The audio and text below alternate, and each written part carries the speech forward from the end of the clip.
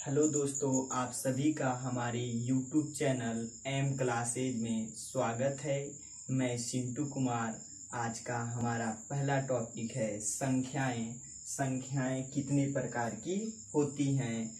तो संख्याएं मुख्य रूप से दो प्रकार की होती हैं। पहली जो संख्या है वास्तविक संख्या। पहली जो संख्या है वास्तविक संख्याएं और दूसरी जो संख्या है जिसे हम बोलते हैं काल्पनिक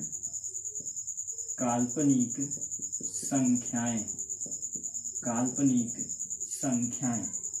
इसे हम इंग्लिश में बोलते हैं रियल नंबर। और यह जो है वास्तविक संख्याएं जो है दो प्रकार की होती हैं। हम मानते हैं तो दो प्रकार की होती हैं। जो पहला नंबर है वह है पूर्णांक। पहला जो नंबर है पूर्णांक, जिसे इंटीजर नंबर बोलते हैं।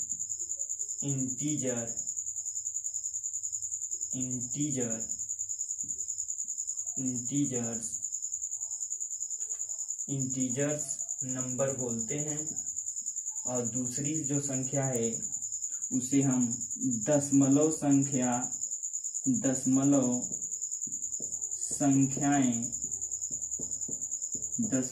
संख्याएं जिसे इंग्लिश में बोलते हैं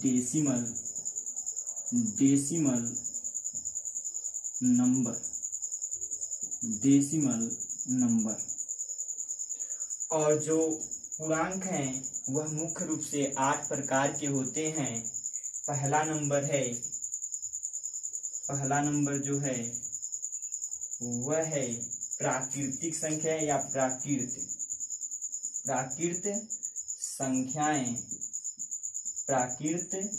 संख्याएं। इसे इंग्लिश में बोलते हैं नेचुरल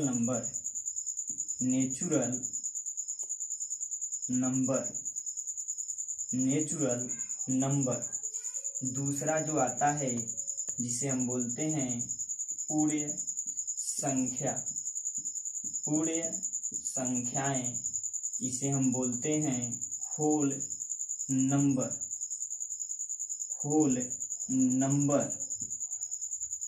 दूसरी जो संख्या है पूर्ण संख्या है जिसे हम बोलते हैं होल नंबर। तीसरी जो संख्या है जिसे हम बोलते हैं सम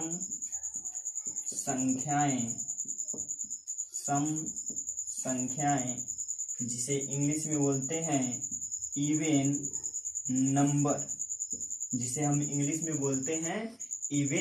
नंबर। तीसरी जो संख्या है चौथी संख्या है विषम संख्याएं, जिसे हम अंग्रेजी में बोलते हैं ऑड नंबर। जो पांचवी जो संख्या है अभाज्य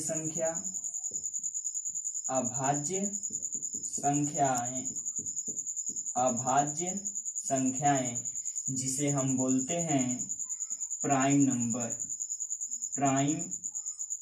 नंबर। और छठवीं जो संख्या है इसे बोलते हैं हम सह अभाज्य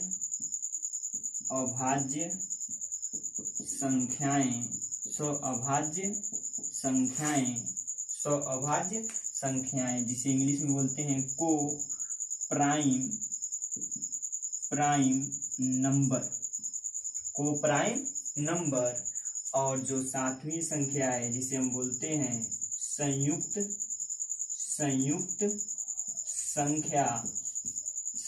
संख्याएं, जिसे हम इंग्लिश में बोलते हैं कंपोजिट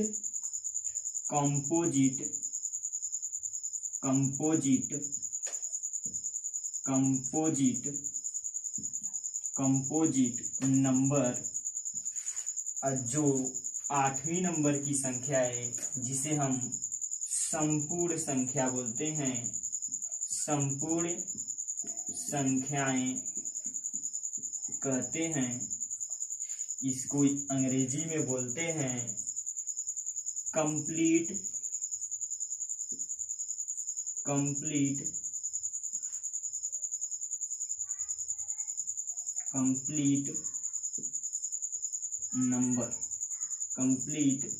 नंबर। यह जो पूर्णांक है यह 8 प्रकार की हम लोग मानते हैं। पहला नंबर पे आता है प्राकृतिक संख्याएं, जिसे इंग्लिश में बोलते हैं नेचुरल नंबर।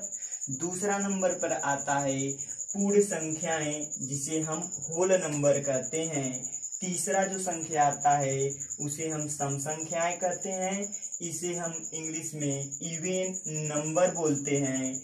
चौथे नंबर पे आता है विषम संख्याएं, इसे अंग्रेजी में हम ऑड नंबर कहते हैं। अभाज्य संख्याएं पांचवें नंबर का है, जिसे हम प्राइम नंबर कहते हैं। और अभाज्य संख्याओं को इंग्लिश में कोप्राइम नंबर कहते हैं। और संयुक्त संख्याओं को हम कंपोजिट नंबर कहते हैं। और संपूर्ण संख्या को हम कंप्लीट नंबर कहते हैं। दशमलव संख्याएं भी 2 प्रकार की होती हैं। दशमलव संख्याएं भी 2 प्रकार की होती हैं। पहला नंबर है शांत दशमलव संख्याएं। शांत दशमलव संख्याएं, जिसे हम अंग्रेजी में कहते हैं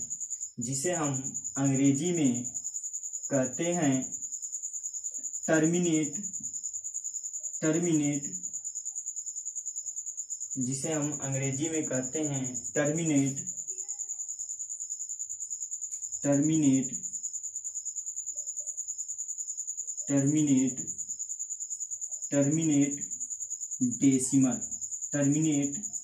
डेसिमल। और अशांत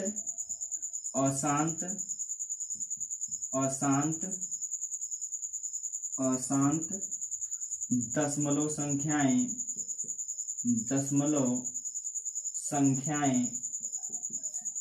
अशांत दशमलव संख्याओं को हम बोलते हैं नॉन टर्मिनेट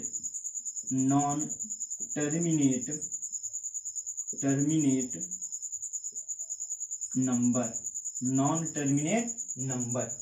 दशमलव जो संख्याएं होती हैं वह मुख्य रूप से 2 प्रकार की होती हैं। पहला नंबर है शांत दशमलव, दूसरा है अशांत दशमलव। शांत दशमलव को हम अंग्रेजी में कहते हैं टर्मिनेट नंबर। अशांत दशमलव को हम अंग्रेजी में कहते हैं नॉन टर्मिनेट नंबर। अब ये जो अशांत दशमलव संख्याएं हैं यह मुख्य रूप से 2 प्रकार की होती हैं। जिसे हम अशांत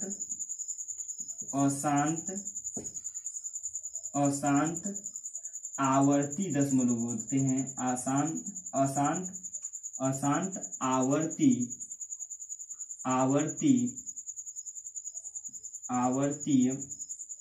आवर्ती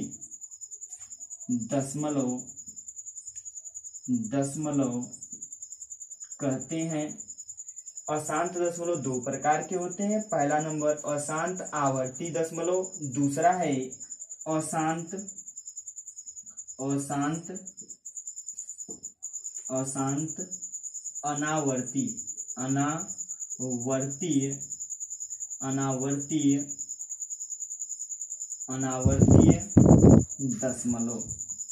अनावर्ती दशमलव।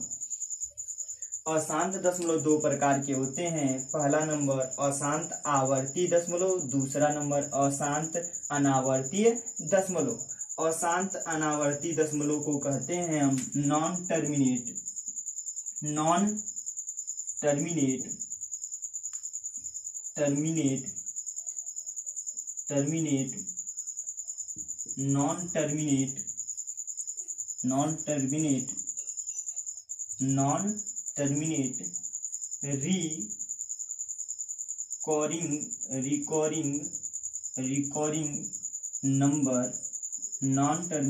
Recording number. और दूसरे को बोलते हैं नॉन टर्मिनेट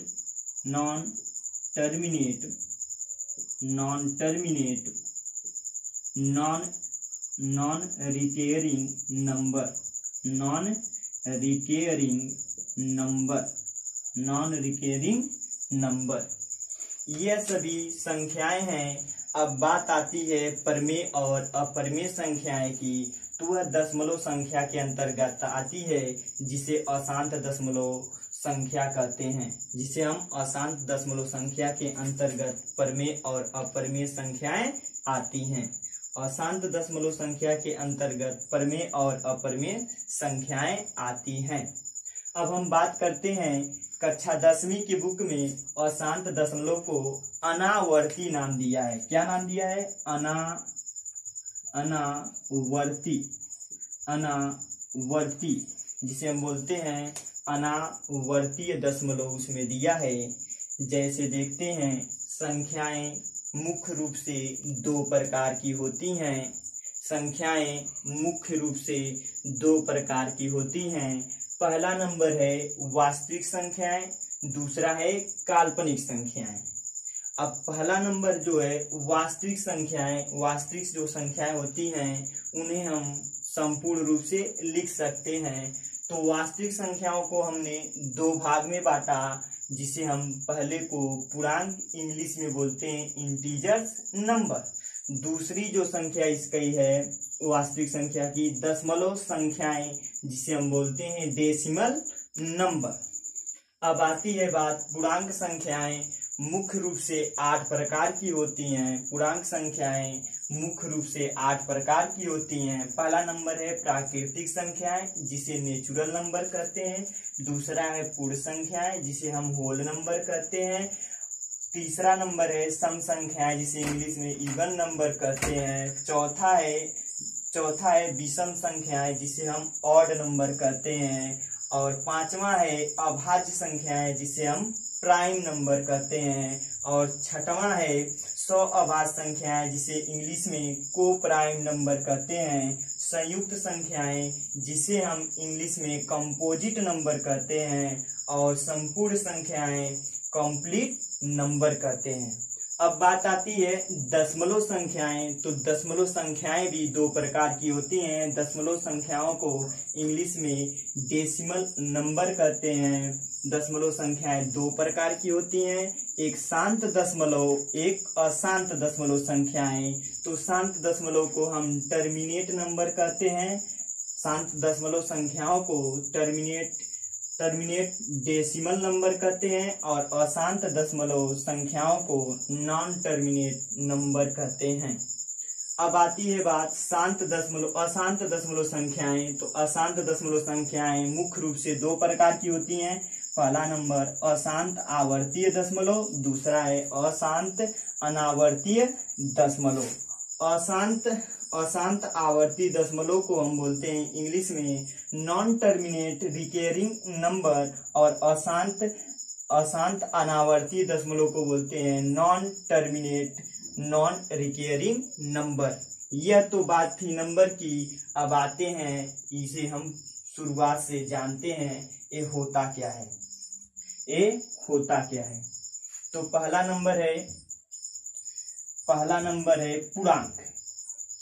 पहला नंबर है पूर्णांक, जिसे हम इंग्लिश में इंटीजर नंबर बोलते हैं, जिसे हम अंग्रेजी में इंटीजर्स नंबर बोलते हैं, जिसे हम अंग्रेजी में इंटीजर्स नंबर बोलते हैं।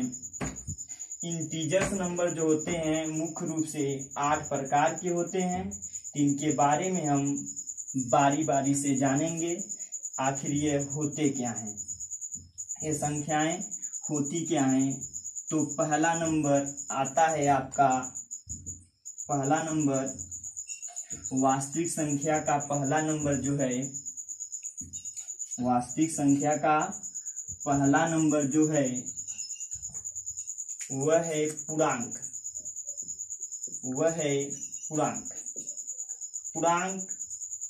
पूर्णांक संख्याएं इसे कहते हैं integer number.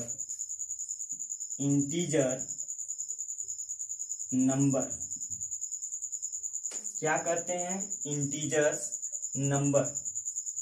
Integer number, integers number. पूर्णांक संख्याओं को कहते हैं इंटीजर्स नंबर। पूर्णांक संख्याओं को कहते हैं हम इंटीजर्स नंबर।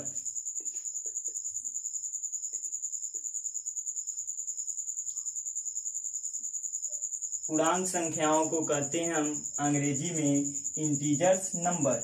यह पूर्णांक संख्याएं आखिर होती क्या हैं? तो पूर्णांक संख्याएं हम उसे कह सकते हैं, पूर्णांक संख्याएं हम उसे कह सकते हैं जैसे यह ऋणात्मक हो सकती हैं, ऋणात्मक हो सकती हैं, धनात्मक हो सकती हैं, शून्य हो सकती हैं, शून्य हो सकती हैं और धनात्मक भी हो सकती हैं, धनात्मक हो सकती हैं या होती हैं, या होती हैं। ऋणात्मक संख्याएं, शून्य संख्याएं, धनात्मक संख्याएं, इन तीनों संख्याओं से मिलकर पूर्णांक संख्याएं बनती हैं। पूर्णांक संख्याओं को डोनेट करते हैं आई से डोनेट करते हैं या प्रदर्शित करते हैं। यह शुरुआत है माइनस अनंत से डॉट डॉट, माइनस अनंत से -3, कामा -2, कामा -1, कामा 0, कामा +1, +1, +2, +3 डॉट डॉट इनफाइनाइट, अनंत तक। यह सभी क्या हैं? पूर्णांक संख्याएं हैं जो ऋणात्मक भी होती हैं, शून्य भी होती हैं और धनात्मक भी होती हैं। पूर्णांक संख्याएं ऋणात्मक हो सकती हैं, शून्य हो सकती हैं और धनात्मक हो सकती हैं। जैसे इसे आई से हम डिनोट करते हैं, मतलब दर्शाते हैं, तो इसे माइनस इनफाइनाइट से लेके प्लस इनफाइनाइट तक होती हैं। अब इसका जो पहला नंबर आता है, इसका जो पहला नंबर आता है प्राकृत संख्याएं, प्राकृत संख्याएं जिसे हम इंग्लिश में बोलते हैं नेचुरल नंबर, नेचुरल नंबर। क्या बोलते हैं? प्राकृत संख्याओं को हम नेचुरल नंबर बोलते हैं। इसे हम एक से प्रारंभ होने वाली संख्याओं को, एक से प्रारंभ होने वाली संख्याओं को हम नेचुरल नंबर कहते हैं, मतलब प्राकृतिक संख्याएं कहते हैं। या 1 से लेकर 9 तक की संख्याओं को प्राकृतिक संख्याएं कहते हैं। 1 से लेकर 9 तक की संख्याओं को प्राकृतिक संख्याएं कहते हैं। एक से प्रारंभ होने वाली संख्याओं को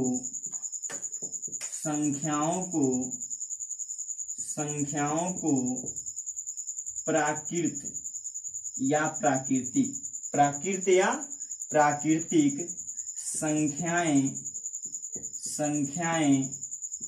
संख्याएं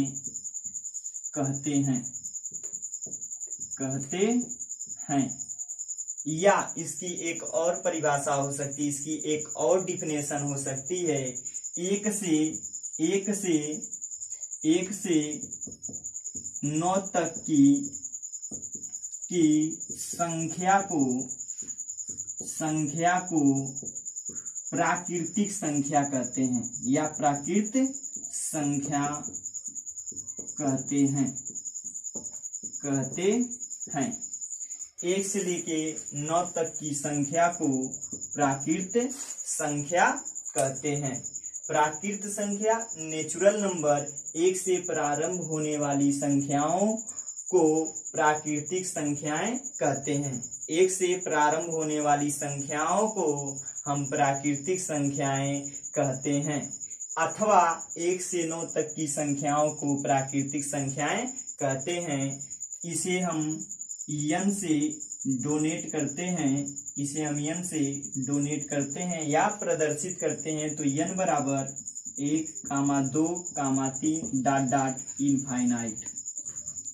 डॉट इनफाइनाइट तक होती हैं। तीसरा जो नंबर आता है इस पे हम सवाल देखते हैं प्राकृतिक संख्या पर।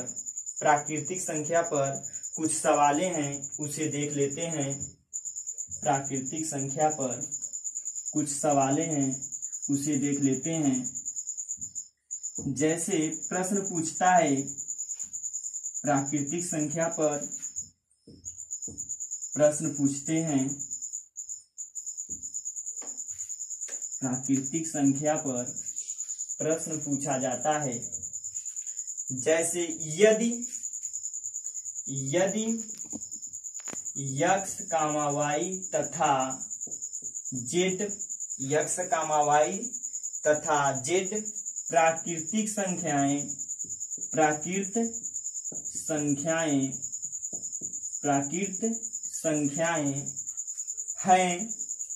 संख्याएं हैं, तो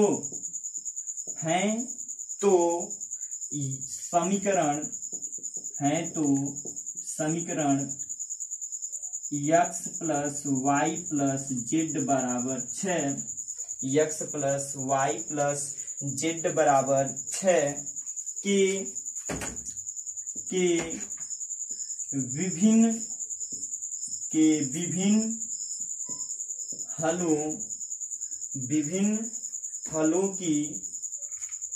हलों की संख्या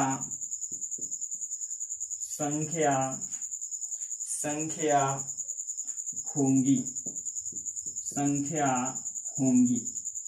प्राकृतिक संख्या में यह क्वेश्चन पूछता है या पूछा भी है कंपटीशन में, यह सभी क्वेश्चन देते हैं। यदि x, y तथा z प्राकृतिक संख्याएं हैं तो समीकरण x plus y plus z बराबर 6 के विभिन्न हलों की संख्या कितनी होगी। यह परीक्षा में पूछा गया प्रश्न है प्राकृतिक संख्या के लिए। तो हम इसे सॉल्व करते हैं। x plus y plus z बराबर 6, x plus y plus z बराबर 6। तो इसे हम सॉल्व करेंगे। जैसे देख लेते हैं, मान लेते हैं x की संख्या 1 हो, 1 प्लस 2 प्लस 3 करेंगे, कितना आएगा 6। मतलब इसे जोड़ने पर प्राकृतिक संख्याएं हो, जिसे जोड़ने पर तीनों का मान कितना आए 6 आए, तीनों का योग कितना आए 6 आए, उसे हम इसकी संख्या कहेंगे। कितनी संख्याएं होंगी तो इसे हम देखेंगे। एक हो गया 1 प्लस 2 प्लस 3, तो दूसरा होगा 1 प्लस 3 प्लस 2 बराबर 6, क्योंकि पहले x का मान, उसके बाद y का मान लेते हैं 3 है और z का मान लेते हैं 2 है। z का मान लेते हैं कितना है 2 है। इसके बाद हम देखेंगे, अब 2 को पहले कर लेते हैं x मान लेते हैं, 2 को x मान लेते हैं और इसको मान लेते हैं 3, उसके बाद 1 बराबर 6। फिर उसके बाद 2 प्लस, उसके बाद 1 को इधर कर लेते हैं, उसके बाद 3 बराबर 6। एक और भी संख्या हो सकती है, तो यहाँ पर 3, 1 फिर प्लस 2 बराबर 6। फिर उसके बाद 1 को आगे कर लेंगे, 1 प्लस 3 प्लस 2 बराबर 6, 1 प्लस 3 प्लस 2 बराबर 6। यह तो हो चुका है, 2 प्लस 3 कर लेते हैं, 2 प्लस 3, यह भी हो चुका है। यह भी संख्या क्या हो चुका है, पूरा हो चुका है। तो इसे और भी संख्या ज्ञात करने के लिए 3 प्लस पहले 3 करेंगे, 3 प्लस 2 प्लस 1 बराबर 6। फिर उसके बाद 2 प्लस 2 बराबर 6। उसके बाद 1 प्लस 1 प्लस 4 बराबर 6। उसके बाद 1 प्लस 4 प्लस 1 बराबर 6। उसके बाद कर लेंगे 1,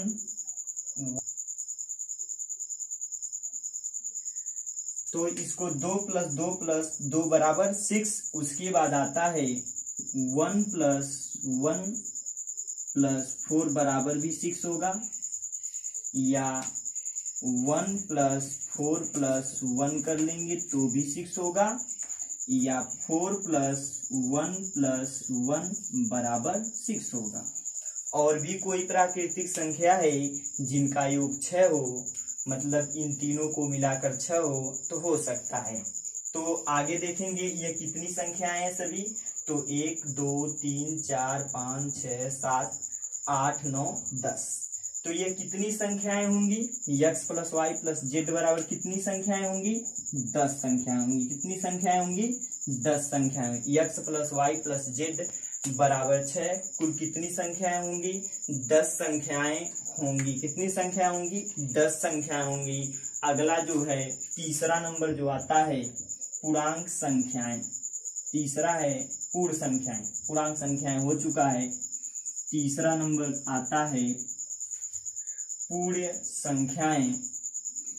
तो पूर्ण संख्याएं देखेंगे, पूर्ण संख्याएं, पूर्ण संख्याएं पहला नंबर, इसका तीसरा नंबर है, संख्या का तीसरा नंबर है पूर्ण संख्याएं। पूर्ण संख्याएं जिसे हम अंग्रेजी में बोलते हैं या इंग्लिश में बोलते हैं होल नंबर। होल नंबर क्या बोलते हैं, होल नंबर।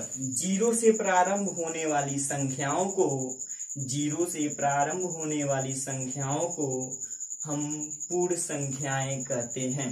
0 से प्रारंभ होने वाली संख्याओं को पूर्ण संख्याएं कहते हैं। जैसे देख लेते हैं, तो मान लेते हैं इसकी परिभाषा, 0 से प्रारंभ होने वाली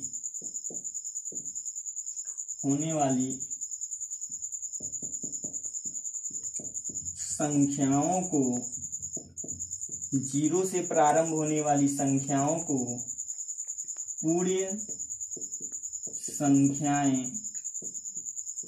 पूर्ण संख्याएं कहते हैं। 0 से प्रारंभ होने वाली संख्याओं को हम पूर्ण संख्याएं कहते हैं, या 0 से प्रारंभ होने वाली संख्याओं को हम होल नंबर कहते हैं। 0 से प्रारंभ होने वाली संख्याओं को होल नंबर कहते हैं। इसकी एक और परिभाषा हो सकती है, 0 से लेकर 0 से अनंत तक की संख्या, अनंत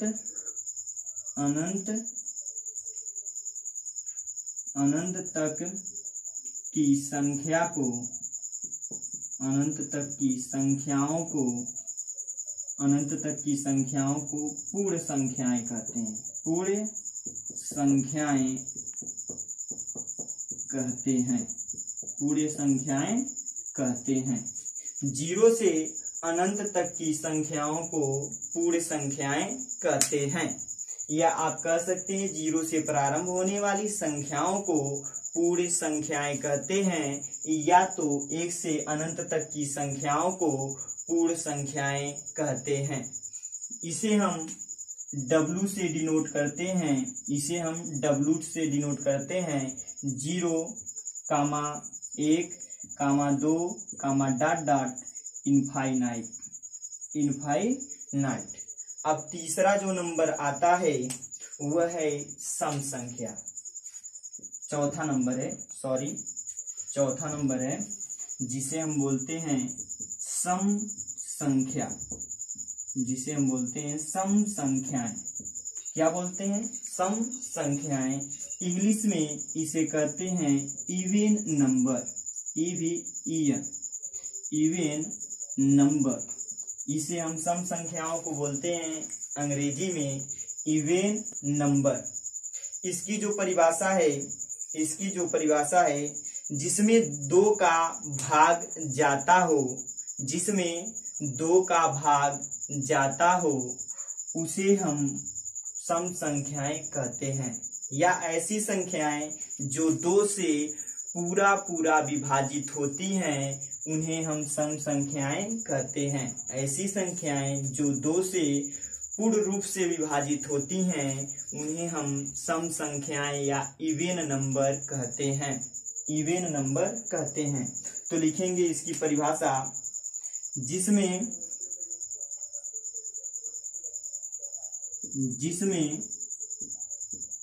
2 का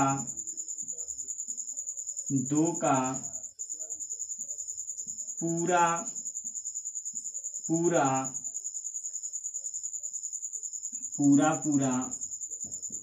भाग जाए उसे सम संख्याएं कहते हैं। उसे हम इवेन नंबर कहते हैं। अथवा ऐसी संख्याएं जो 2 से पूर्ण रूप से विभाजित होती हैं, ऐसी संख्याओं को हम सम संख्याएं कहते हैं। ऐसी संख्याओं को हम सम संख्याएं कहते हैं। केवल किससे विभाजित हों? 2 से विभाजित हों तो ऐसी संख्याओं को हम सम संख्याएं कहते हैं, जिसे अंग्रेजी में बोलते हैं इवेन नंबर। अंग्रेजी में बोलते हैं इवेन नंबर। इसे कैपिटल ई से डिनोट करते हैं, इसे कैपिटल ई से प्रदर्शित करते हैं। ऐसा देखें, जैसे 2, 4, 6, 8 ... इनफाइनाइट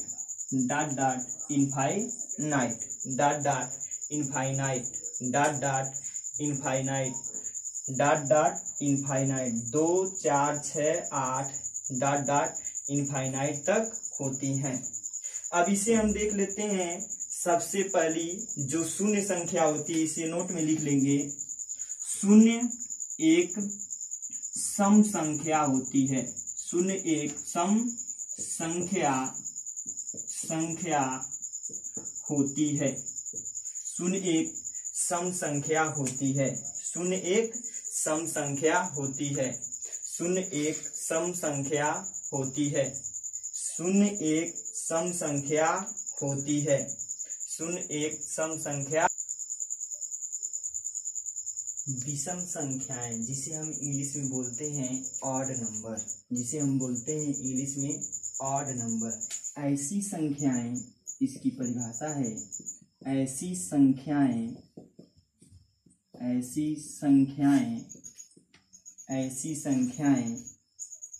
जिन्हें या ऐसी संख्याएं जिसमें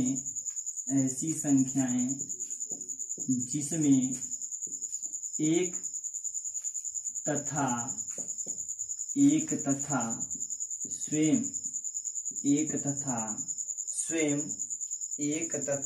स्वयं के अलावा किसी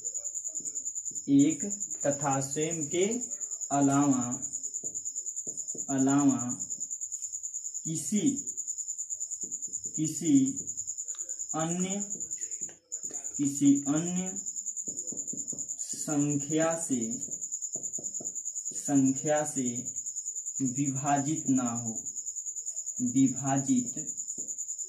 विभाजित ना हो। ऐसी संख्याएं जिसमें एक तथा स्वयं के अलावा किसी अन्य संख्या से विभाजित न हो, ऐसी संख्याएं को प्राइम नंबर मतलब ऑड नंबर कहलाती हैं। ऑड नंबर कहलाती हैं। या अथवा और ऐसी संख्याएं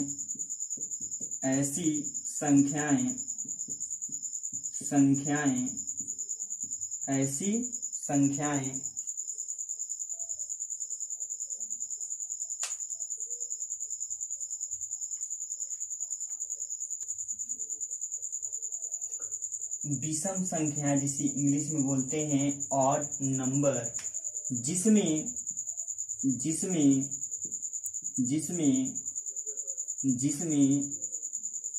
2 का भाग ना जाए, जिसमें 2 का भाग ना जाए या 2 से विभाजित ना हो, जिसमें 2 का भाग ना जाए उसे, जिसमें ऐसी संख्याएं जिसमें 2 का भाग ना जाए उसे हम विषम संख्याएं कहते हैं। विषम संख्याएं कहते हैं। विषम संख्याएं कहते हैं। विषम संख्याएं कहते हैं। या इसकी एक और परिभाषा है, ऐसी संख्याएं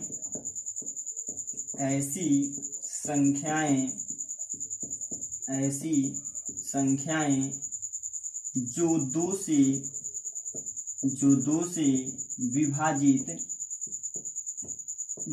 से विभाजित नहीं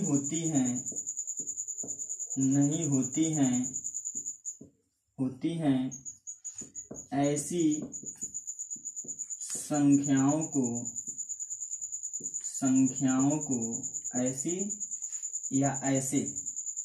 ऐसे संख्याओं को विषम संख्याएं कहते हैं। विषम संख्याएं कहते हैं।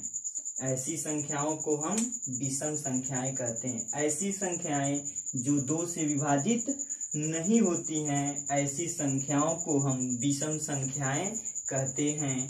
तो इसे हम O से डिनोट करते हैं या प्रदर्शित करते हैं, जैसे 1 हो गया, 3 हो गया, 5 हो गया, 7 हो गया, 9 हो गया, इनफाइनाइट तक। यह जो होते हैं ऑड नंबर कहलाते हैं। विषम संख्याएं वे होती हैं जो 2 से विभाजित नहीं होती हैं। ऐसी संख्याओं को हम विषम संख्याएं कहते हैं या ऑड नंबर कहते हैं। ऐसी संख्याओं को हम ऑड नंबर कहते हैं, जैसे 1, 3, 5, 7, 9 अनंत तक। ऐसी संख्याएं ऑड नंबर। अभाज्य संख्याएं जिसे अंग्रेजी में बोलते हैं प्राइम नंबर। ऐसी संख्याएं जो एक तथा स्वयं के अलावा किसी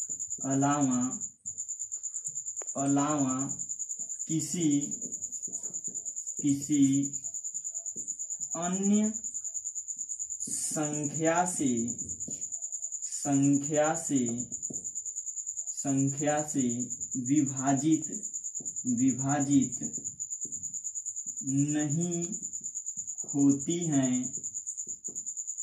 नहीं होती हैं। ऐसी संख्याएं जो एक तथा स्वयं के अलावा किसी अन्य संख्या से विभाजित नहीं होती हैं ऐसी संख्याओं को हम अभाज्य संख्याएं कहते हैं। ऐसी संख्याएं जो एक तथा स्वयं के अलावा किसी अन्य संख्या से विभाजित नहीं होती हैं ऐसी संख्याओं को हम प्राइम नंबर कहते हैं। या इसे कह सकते हैं एक तथा अपने आप से कटने वाली संख्याओं को अभाज्य संख्याएं कहते हैं। एक तथा स्वयं से कटने वाली संख्याओं को अभाज्य संख्याएं कहते हैं। जैसे इसे हम P से डिनोट करते हैं, दर्शाते हैं, जैसे 1 हो गया, 2 हो गया, 3 हो गया, 5 हो गया, 7 हो गया, फिर 11 हो गया, 13 हो गया और अनंत तक, इनफाइनाइट तक। को जो प्राइम नंबर हैं वह 1, 2, 3, 5, 7, 11, 13 अनंत तक होते हैं। इसमें क्वेश्चन बनता है अभाज्य संख्या में 1 से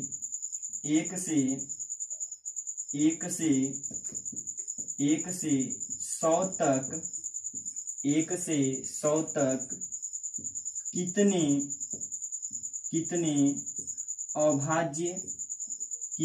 अभाज्य संख्याएं हैं। 1 से 100 तक कितने अभाज्य संख्याएं हैं। 1 से 100 तक कितने अभाज्य संख्याएं हैं, तो 1 से 100 तक अभाज्य संख्याओं की संख्या है कितनी? 25। 1 से 100 तक कितनी अभाज्य संख्याएं हैं? 25 हैं। तो इसे लिख लेंगे, इसे नोट में लिखना। नोट नंबर 1, 1 से 100 तक कुल 25 अभाज्य संख्याएं हैं। 1 से 20 तक कुल 8 अभाज्य संख्याएं हैं। 1 से 30 तक कुल सभी 10 अभाज्य संख्याएं हैं। 1 से 30 तक 10 अभाज्य संख्याएं हैं। और 1 से 50 तक 15 अभाज्य संख्याएं हैं। 1 से 50 तक 1 से लेकर 50 तक 15 अभाज्य संख्याएं हैं। और 1 से 75 तक 21 अभाज्य संख्याएं हैं। और 1 से 100 तक 25 अभाज्य संख्याएं। 1 से 100 तक 25 अभाज्य संख्याएं हैं। 1 से 100 तक 25 अभाज्य संख्याएं हैं। इसमें नोट नंबर अगला आता है। नोट नंबर अगला लिखना। एक न तो अभाज्य संख्या है, एक न तो अभाज्य संख्या है, एक न तो अभाज्य संख्या है और न ही संयुक्त संख्या है, न ही संयुक्त संख्या है। एक न तो अभाज्य संख्या है और न ही संयुक्त संख्या है। एक न तो अभाज्य संख्या होती है और न ही संयुक्त संख्या होती है, न ही संयुक्त संख्या होती है। दूसरा इसका नोट में आता है दो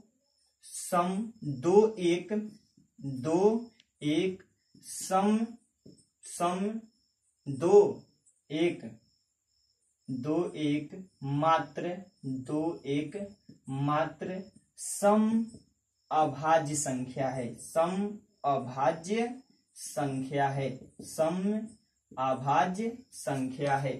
दो एकमात्र सम अभाज्य संख्या है। दो के अलावा कोई और सम अभाज्य संख्या नहीं होती है। दो को छोड़कर कोई अन्य अभाज्य संख्या सम अभाज्य संख्या नहीं होती है, सम अभाज्य संख्या नहीं होती है। अभाज्य संख्याओं पर कुछ क्वेश्चन इस प्रकार से आते हैं, तो देखते हैं। देता है क्वेश्चन कुछ इस प्रकार से बनता है। 1 से 20 तक की 1 से 20 तक सभी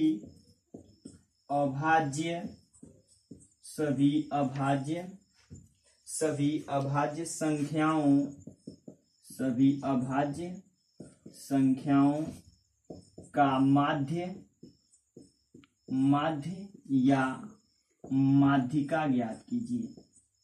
माध्यिका ज्ञात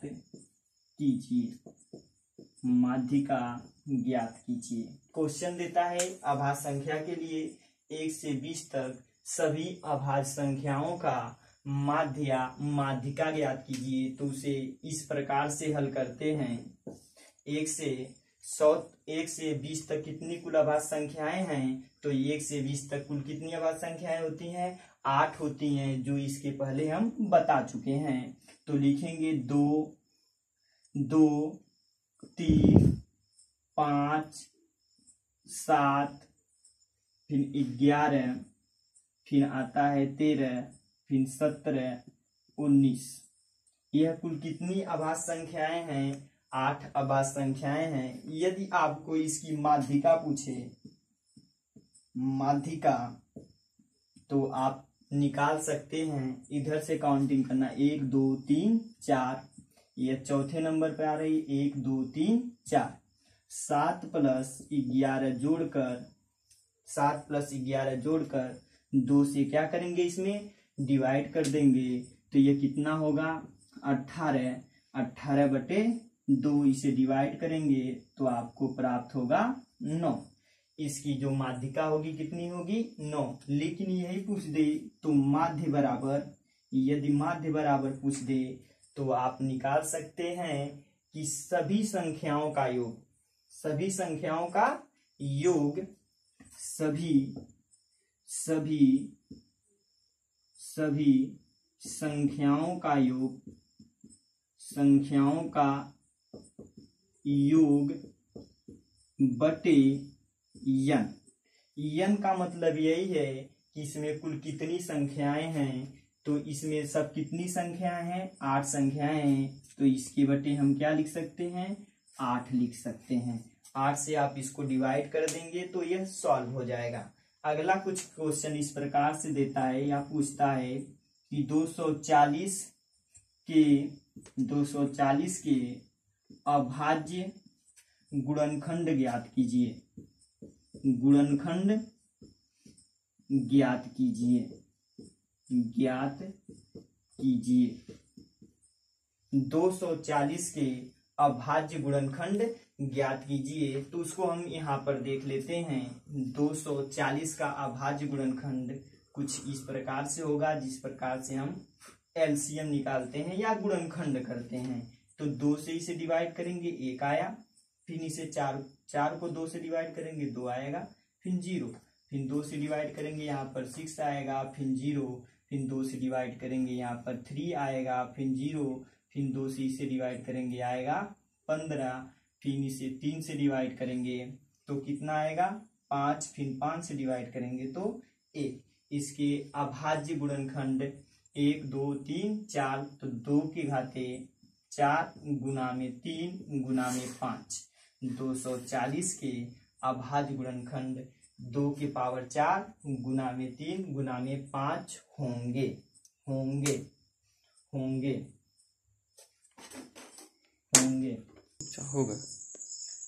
कह रहा है अगला क्वेश्चन है कि 24 की पावर 5 गुना में 30 की पावर 3 गुना में 19 के पावर 4 गुना में 20 के पावर 3 की कुल अभाज्य गुणनखंडों की संख्या ज्ञात करनी है। तो ऐसे तो विस्तार करेंगे तो बहुत लंबा जाएगा, लेकिन हम इसे सॉल्व करने के लिए आसान सा ट्रिक बता रहे हैं, आप उसको फॉलो करना। 24 का अभाज्य गुणनखंड कितना होगा, तो 24 का 2 गुना में 2 गुना में 2 गुना में 3, 2 दूना 4, 4 दूना 8, 8 3 24, फिर इसके पावर कितना है 5 लिख लेंगे, फिर 30 का करेंगे तो 2 गुना में 3 गुना में 5, 2 3 6 6 5 30, इसके पावर कितना है 3 है, 3 लिख लेंगे। 19 का कोई नहीं होगा तो 19 के पावर 4 लिख लेंगे, गुने 20 का कितना होगा 2 गुना 5 के पावर 3। बस केवल इतना ध्यान रखना है कि यह कितनी संख्या 1 2 3 4, 4 का 5 में गुणा कर लेंगे, 4 गुणे 5, फिर प्लस का चिन्ह लगा लेंगे। यह कितनी संख्या 3 है, 3 का गुना 3 कर लेंगे, 3 3 का 9, मतलब 3 गुणा में 3 कर लेंगे, फिर प्लस का चिन्ह लगाएंगे। 19 का एक ही संख्या है तो 1 गुना में 4 लिख लेंगे, फिर प्लस इसकी जो है 20 की कितनी संख्या है, अभाज्य गुणनखंड कितना है 3 है, तो 3 गुना में 3।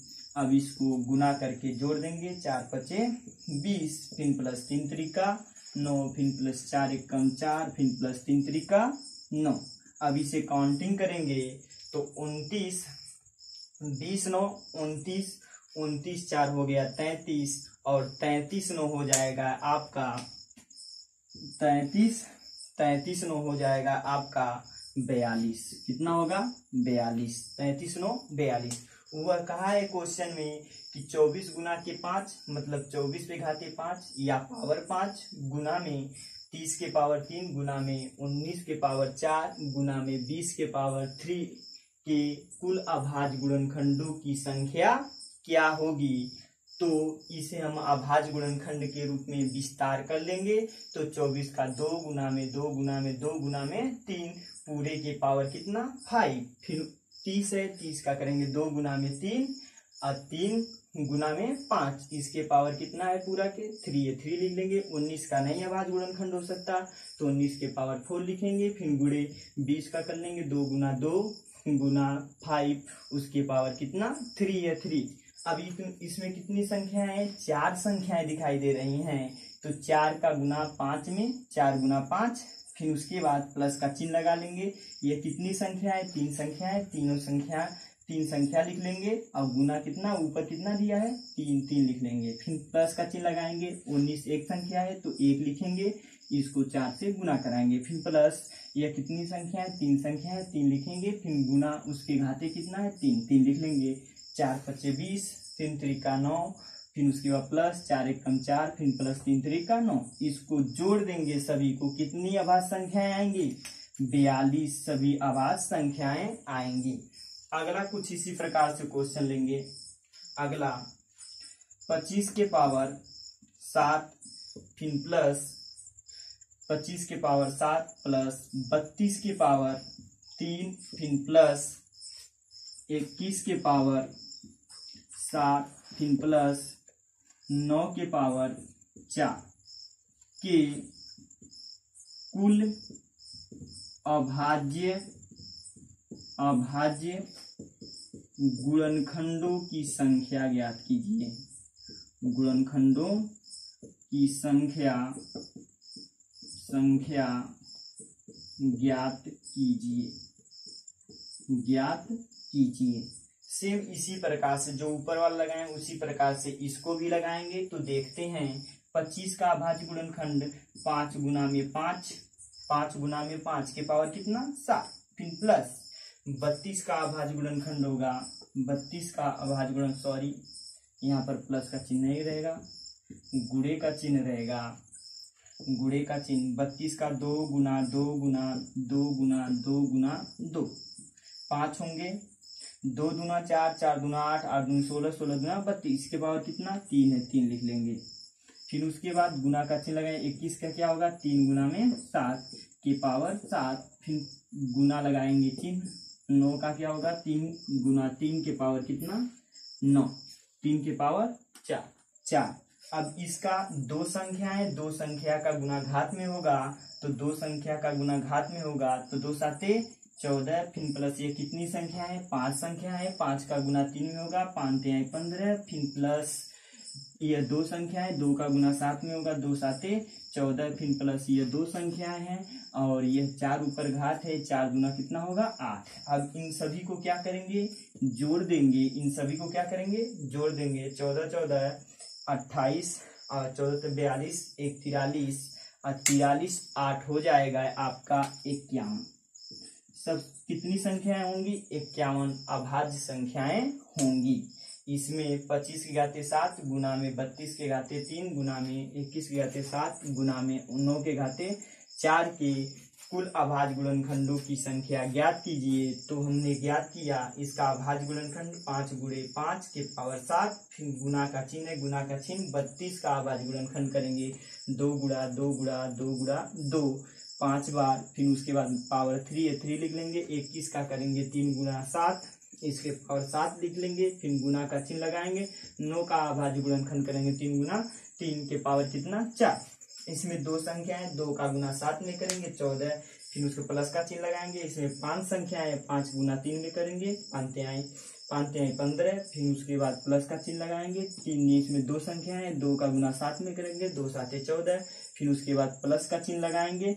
फिर उसके बाद 2 संख्या है 2 संख्याओं का गुना 4 में करेंगे तो 4 गुना 8।